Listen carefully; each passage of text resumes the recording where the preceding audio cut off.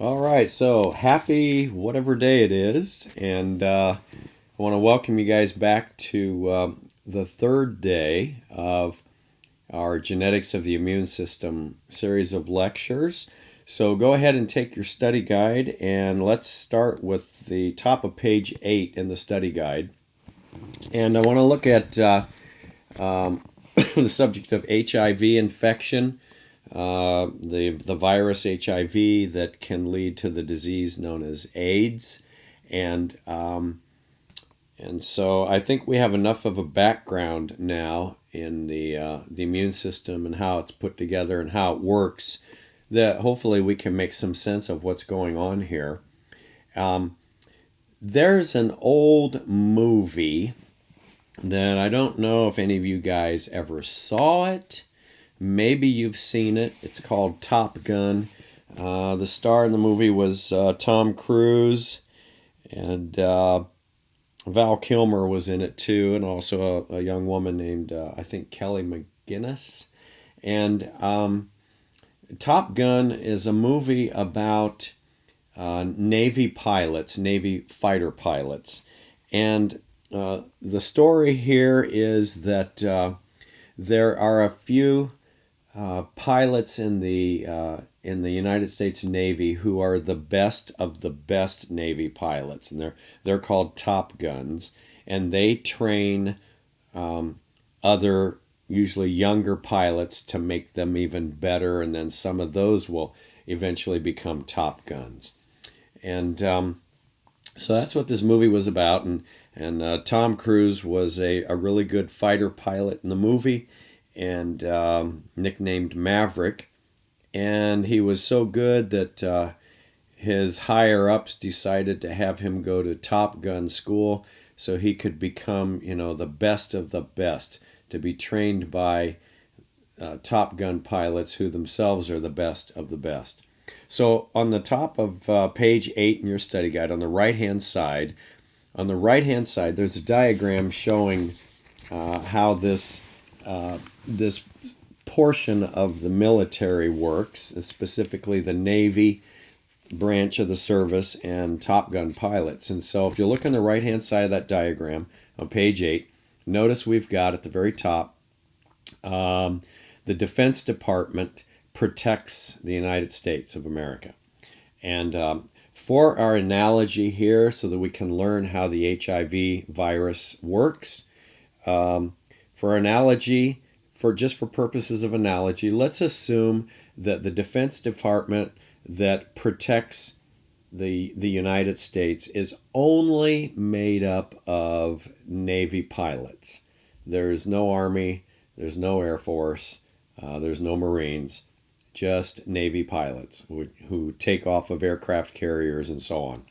And so we have, notice in that diagram on page 8, there are these Top Gun pilots.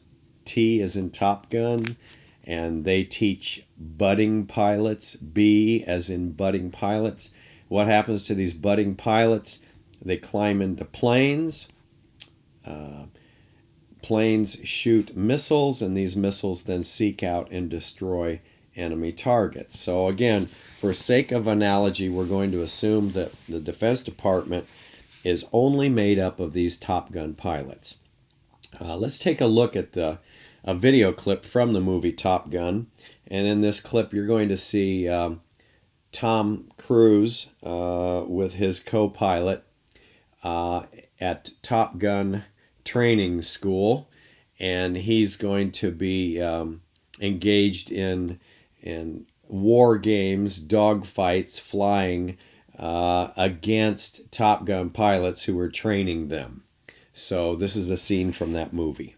And we're going to compare this through analogy to our Top Gun analogy. So on the left-hand side of the diagram on page 8, again, we have the body protected by the immune system. We have T cells, which are analogous to Top Gun pilots because T cells train or program B cells, analogous to budding pilots. What do B cells do? They differentiate into plasma cells, analogous to planes. Plasma cells produce antibodies, analogous to missiles.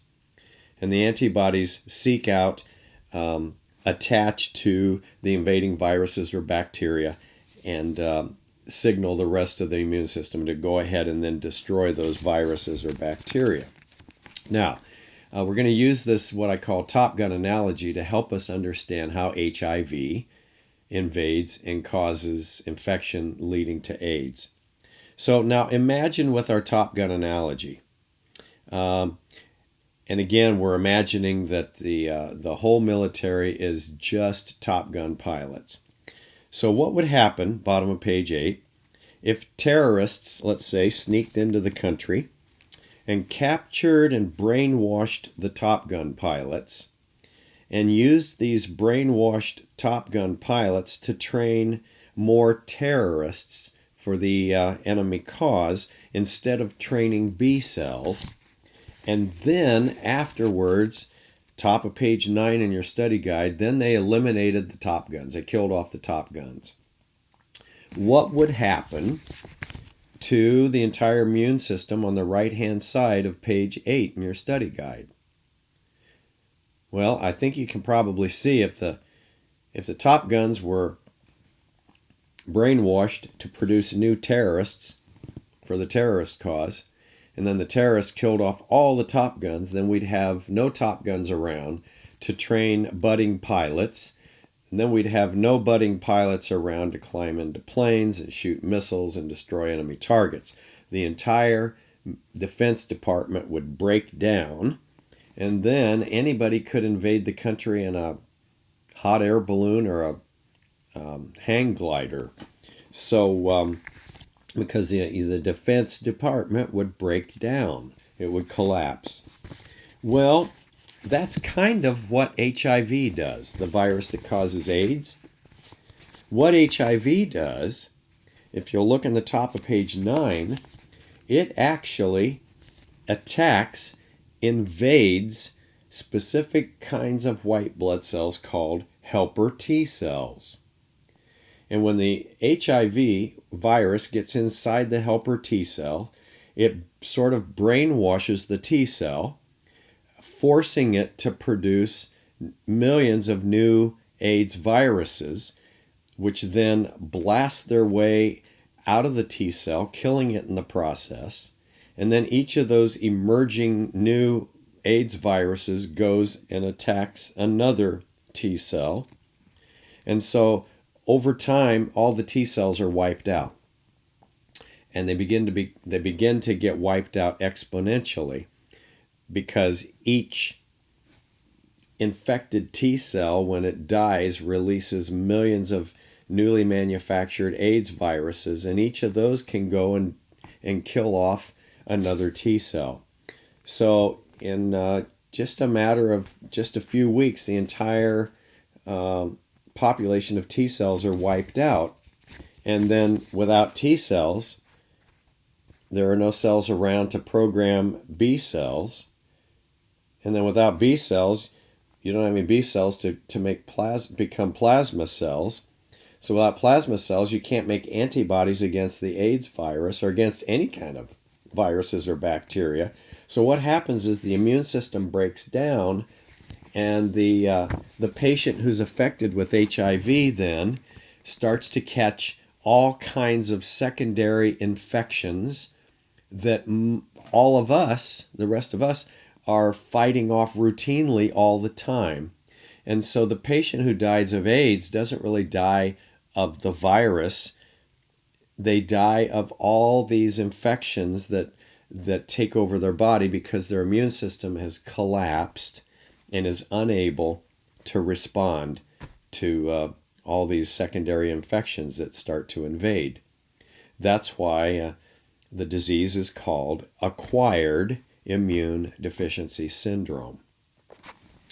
Okay, does that make sense? Now, let's look at details of how the virus actually works.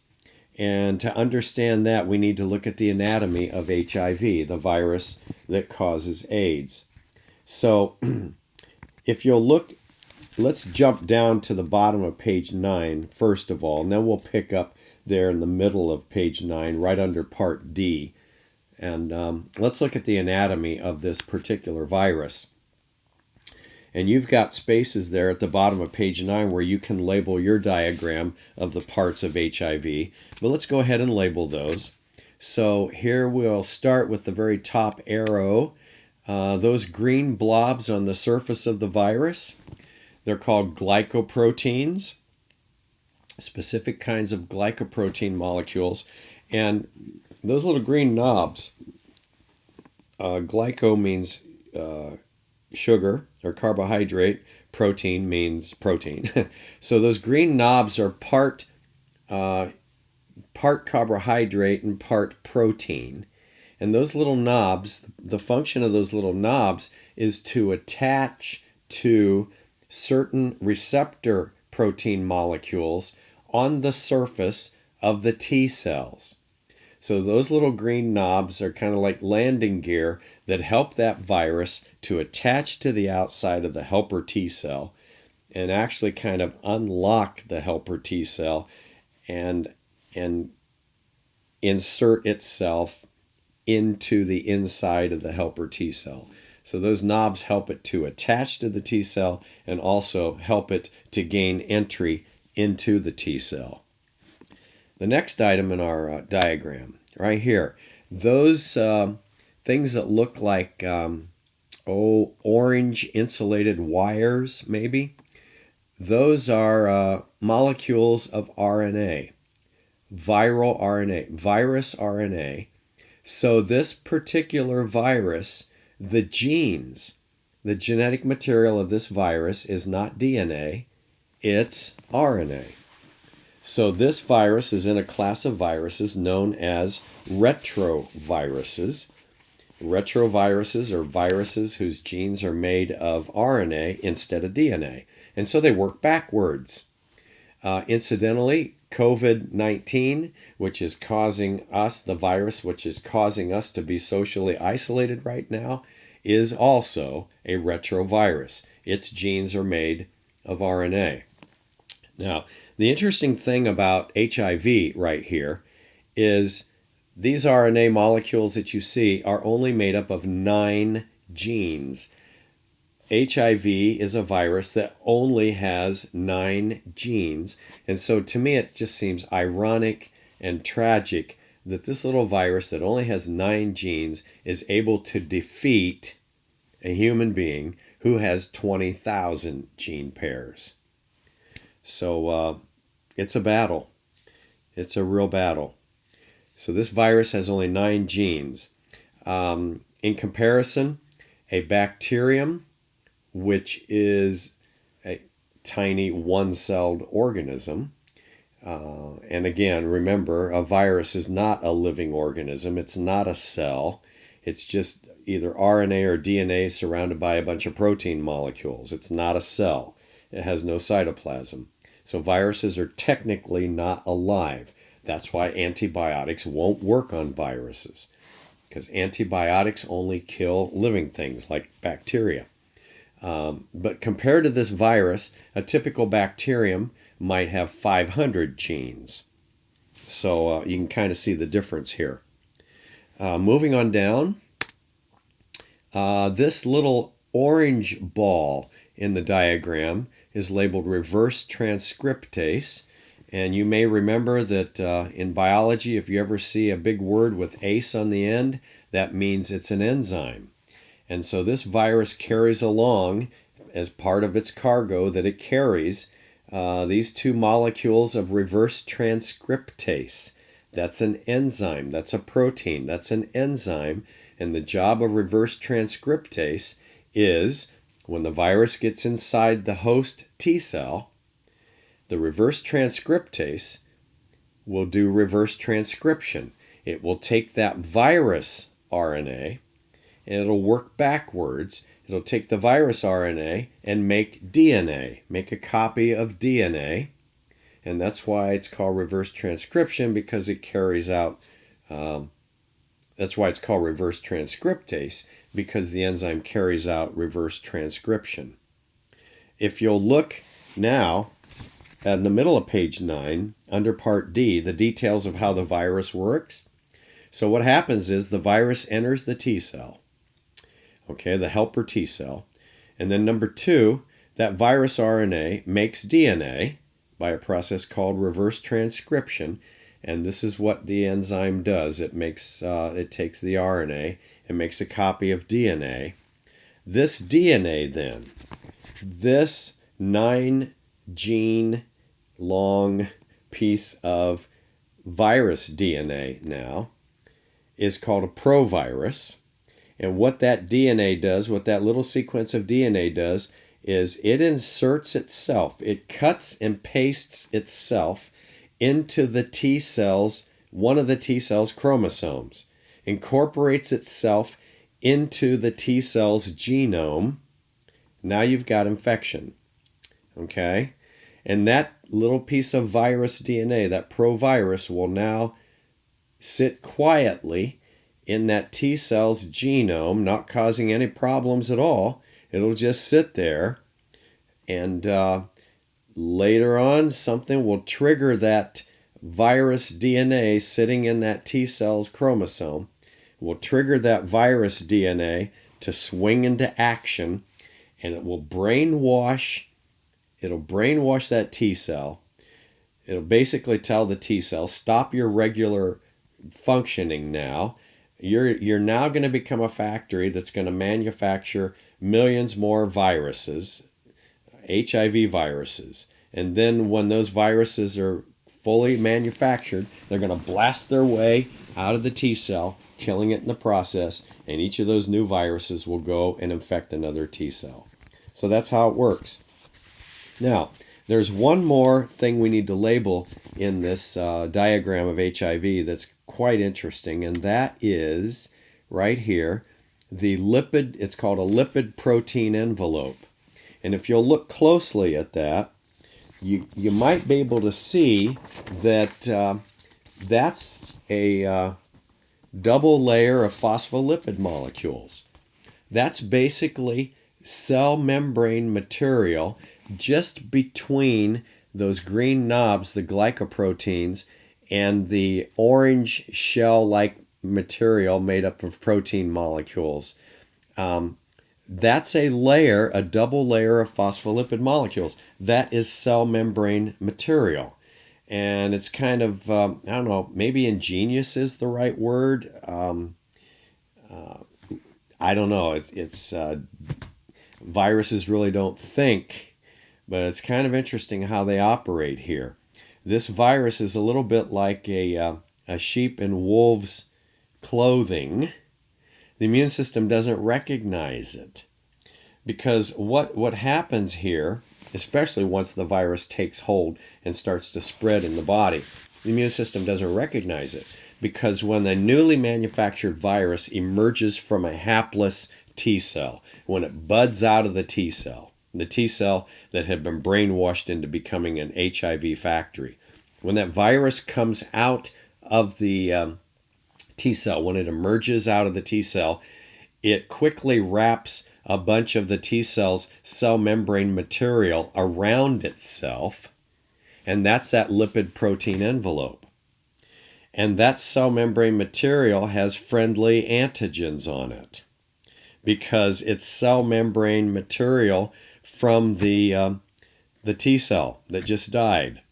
And so the immune system looks at this newly emerged AIDS virus and says, oh, it's covered with friendly cell membrane material. We better not attack that particular structure, whatever it is.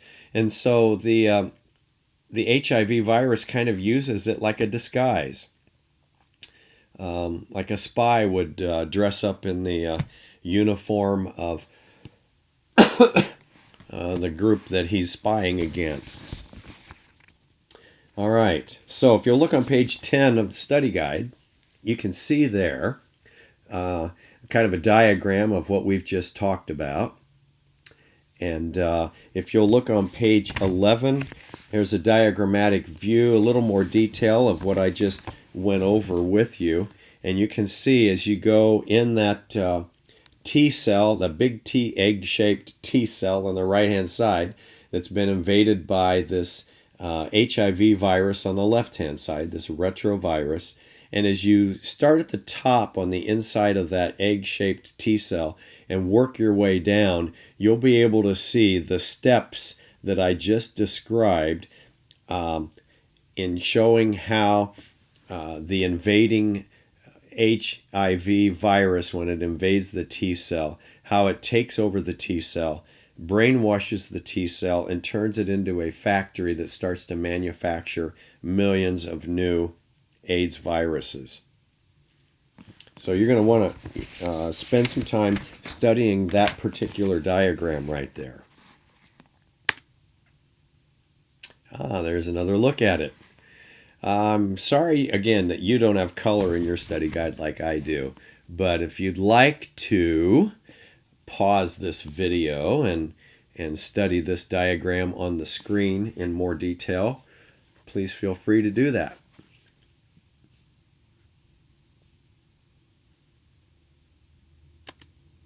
Among the estimated 900,000 Americans who have been infected with the human immunodeficiency virus, or HIV, the virus that causes AIDS. HIV infects the bloodstream's disease-fighting T cells, the backbone of our immune system. The double jeopardy of HIV is that the very cells oh my gosh, there that are he is. responsible for mounting an When I immune first made response this that protects presentation you against years ago, virtually every nobody other had ever virus heard of Anthony Fauci. happens to be the specific And there he is. Of course, he's a lot younger looking of HIV itself. After penetrating the much larger T cell, the virus sheds its outer coat.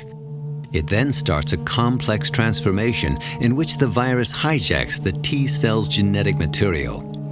Inside the cell's nucleus, the virus forces the cell's DNA to begin the process of replicating new HIV. Some 48 hours after the T cell was first infected, new viruses emerge from the dying cell, moving on to infect and destroy other cells. Gradually, the body's immune system collapses under the assault. As your immune system gets destroyed, you become more susceptible to infections that if you had a normal immune system, you wouldn't be susceptible to.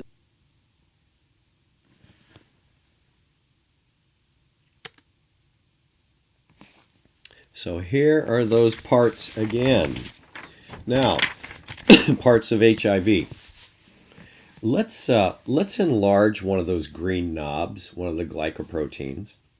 And if you'll remember, I said those green knobs, their function, what they do for this virus, is they're the little landing gear-like structures that attach to specific receptor proteins on the surfaces of the T cells. Here's an enlarged view of that. On the left-hand side, you can see in the upper left-hand corner of the left-hand diagram, we're looking at the surface of an HIV virus, human immunodeficiency virus. And we have one of those knobs, one of those green knobs enlarged.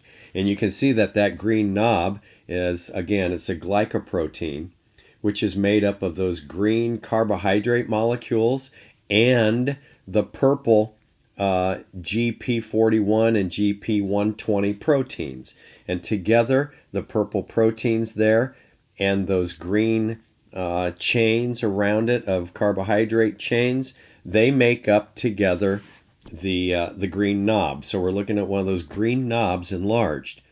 In the lower right-hand corner, towards the bottom of that left-hand diagram, you can see two purple protein molecules on the surface of this human helper T cell, and those are receptor molecules.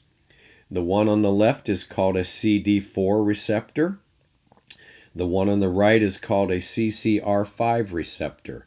What's interesting is those two receptor molecules are involved in helper T cells communicating with other cells in the immune system. That's normally what they do, but HIV has evolved so that it can take advantage of those receptor proteins and use them kind of like hitching up like a hitching post or a landing pad or something like that, a place for the HIV green knobs to attach to the outside of the human helper T cell. And if you look over on the right-hand half of that diagram, you can see the green knob making contact with both the CD4 receptor and the CCR5 receptor. Now, what's interesting, check this out. I think this is fascinating. 1 out of 100 people, now I'm talking Caucasian people whose roots go back to Western Europe, like France, England, Germany, that part of the world. Caucasians, light-skinned people whose roots go back to Western Europe. Among that population, 1 out of 100 people do not have those CCR5 receptors. They have a mutation. They're mutants. The gene pair responsible for making CCR5 receptors is mutated. Call them instead of big R for making CCR5 receptors, or big R, little r for making half the number of CCR5 receptors on their T cells. They don't have any CCR5 receptors at all. Call their genotype little r, little r. So 1 out of 100 Caucasians in this country are little r, little r. They make no CCR5 receptors, and watch what happens. Okay, watch what happens. They make, cross those out, they have no CCR5 receptors. And as a result, these 1 out of 100 people are immune to HIV infection. They can be invaded, their bodies can be invaded by the virus, either through sexual intercourse, contaminated transfused blood, whatever, and they'll never get AIDS. They're immune because the green knobs, those glycoproteins on the surface of the HIV virus, in order to attach to the helper T cell and get inside the T cell, they have to hook up to both the CD4 receptor and the CCR5 receptor, both of them at the same time. And so the person who doesn't have any CCR5 receptors, because they're mutants, because they're little r, the AIDS virus can't attach to their helper T cells and can't get into their T cells. So they are immune. Now here's something interesting. Interesting historical connection. There's a bacterium that swept through Europe in the Middle Ages and caused a disease called the bubonic plague, or the Black Death. And swept through Europe in the Middle Ages. And I remember when I was in high school in history classes, we were taught that that terrible, terrible plague killed off 1/3 of the European population. Well, more modern evidence, more modern data suggests that the plague actually killed off half of Europe. Can you imagine a plague like that where maybe there are 25 kids in your genetics class and you come back after the weekend, there are only 12 left? That's kind of the way that plague operated, the Black Death in Europe in the Middle Ages. What's interesting is that bacterium that causes the bubonic plague also uses the CCR5 receptors to gain entry into the cells, just like HIV does. Now, we're gonna, I got a little ahead of myself there. So what we think happens is, why is it that 1 out of 100 Europeans whose roots go back, white-skinned people whose roots go back to Europe, We think what happened was when the plague swept through, those few mutants who happened to be little r, who lacked CCR5 receptors, were in a position where if the plague virus invaded their bodies, it was not able to infect their cells because they didn't have, the victims didn't have the CCR5 receptors, so they survived.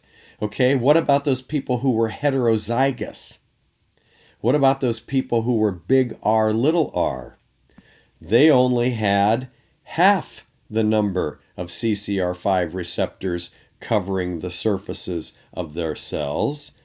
So there's evidence now that suggests that those people in Europe in the Middle Ages who were big R, little r, heterozygous, who had only half the number of CCR5 receptors, if they were infected by the bubonic plague bacterium, they had a better chance of surviving and recovering. Those people who were big R, quote, normal for this particular gene, those people who were big R, who had the full complement, the full set of CCR5 receptors around their cells, those people would have been readily invaded, their cells would have been readily invaded by the bubonic plague bacterium, and they would have died. So at that time in history, in Europe, in the Middle Ages, if you had lived back then, if you would have been a carrier of this mutation, if you would have been big R, little r, and had only half the number of CCR5 receptors, you would have had a better chance of surviving than people who were big R. So we think this is what has driven up, through history, through time, driven up the carrier frequency of this mutation for lack of CCR5 receptors. So as a result, in this country right now, if 1 out of 100 people are little r, they lack CCR5 receptors, they're immune to HIV. If 1 out of 100 people have little r genotype, that means the carrier frequency. And you can write this out if you want to. Write this out in any space that you can find, like at the bottom of page 11 in your study guide. You can write this out. The carrier frequency would be 1 in 5. What this tells us is that 1 out of 5 Caucasian Americans whose roots go back to Europe, 1 out of 5 are big R, little r. 4 out of 5 would be big R, little r. So write this out at the bottom of page 11 in your study guide. 1/5, 1 over 5, times 1 over 5, times 1/4 equals 1 over 100. Okay, you got to think back to single gene inheritance here on this for a minute. 1 over 5 times 1 over 5 times 1 over 4. 1 over 5 is the carrier frequency, the frequency of Caucasian Americans who are big R, little r, times 1 over 5, the chance that that person's spouse being a carrier, 1 over 5, times 1 over 4, the probability, if both spouses are carriers, that their child would end up being little r. So 1 over 5 times 1 over 5 times 1 over 4 equals 1 over 100. And as a result, you can see that this is where we get this number. So we now know that 1 out of 100 Caucasians of European origin are little r, totally immune to HIV. You see, working backwards, using population genetics and working backwards, we we now know that that means 1 out of 5 Caucasian Americans are big R, little r. They have only half the number of CCR5 receptors. Okay, that's only 1 out of 5 though. But 1 out of 5, that's a high carrier frequency. for any mutation. That's a pretty high carrier frequency. Why is it so high? Because of this natural selection event that occurred in Europe in the Middle Ages, where those people who were carriers had a better chance of surviving the plague than those people who were big R, big R. Make sense? Let's look at a video clip that might illustrate just how horrible life must have been in, let's say, London in the Middle Ages when the plague was sweeping through. Guide. But before next time, what I'd like for you to do is go into the module, the Genetics of the Immune System module in this course in Canvas, and open up the PDF. You'll find a PDF in there entitled, it's a public health education information sheet on Rh disease, an information sheet published by the March of Dimes. And so go ahead and pull up that March of Dimes PDF and read about a condition called Rh disease, or hemolytic disease of the newborn. And what we're going to do is we will be discussing that next time. But in the meantime, what I'd like for you to do is, when you read that March of Dimes article, go ahead and write out the answers to the questions there on page 12 of your study guide. And the diagram at the top of page 13 in your study guide, which looks just like this diagram on your screen, will help you also as you're writing out the answers to those questions. And so we'll stop there for today. That will be your homework before the next lecture. And I hope you have a good day the rest of the day. Bye-bye.